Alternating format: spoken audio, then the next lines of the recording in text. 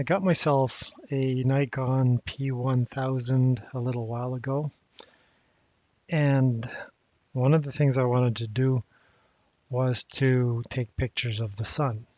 Now, of course, you can't point this camera directly to the sun zoomed in that far without setting the camera on fire. So I got myself the, the solar film so that I could take pictures of the sun. And I got the thing set up this morning. It turned out that there were a few hours of sunshine this morning, which will let me make several videos on this. But I was thinking while I was doing this, were there other ways that I could measure the angular size of the sun? I've already used a pinhole camera. I also used the penumbra of the shadow cast against an object. And this time I figured I was going to use the picture of the sun directly. So this is a time lapse that I took. Each one of these is 30 seconds later.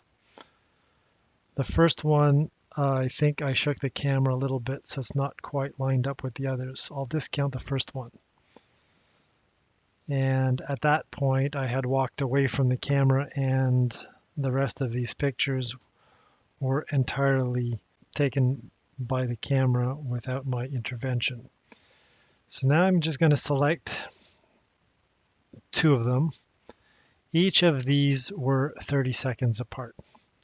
So from the first one, DSC-N002, all the way up to DSC-N007.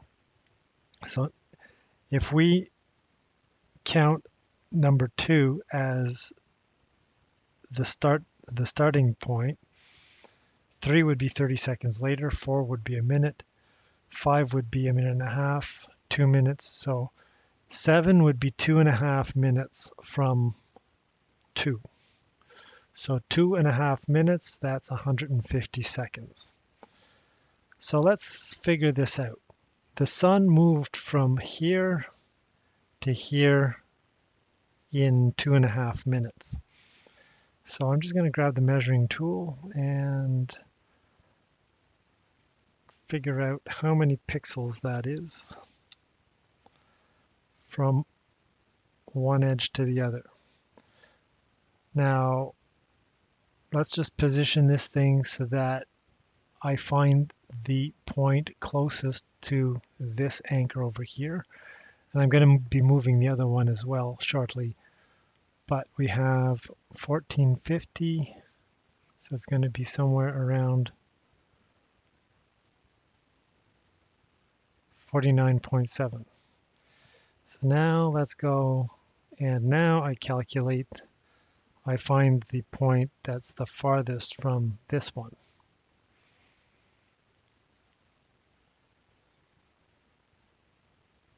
$43.4, $47.8, $44.7, $46, $45.9. So it's going to be somewhere right around here. So that's 1446 pixels. So 1446 divided by 150 seconds, which is 2.5 minutes. That's 9.64 pixels per second. So every second it goes 9.64 pixels. So let's just save this. Now what we want to do is we want to calculate the size of, so it's probably 70, there we go, 76.3. So it's kind of around that value right there.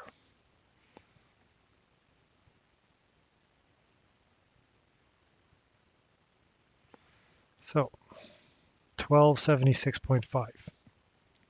So now we take 1276.5, divide that by our 9.64.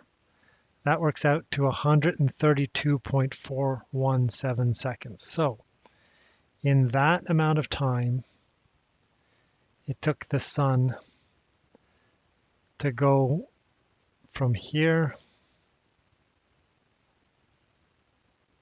to here. So now we know that the sun arcs at 15 degrees per hour. So we take 132 and we divide that by 3600. That's the number of hours, and we multiply that by 15 degrees per hour, and we're left with 0.551737 degrees. That tallies up with the other numbers that I've taken so far, although I would trust this one as the authoritative size of the sun, because this one really is the most precise. It's not like the fuzziness of a shadow, like where does the shadow end and where does the sunlight begin again. So this is very clear and distinct.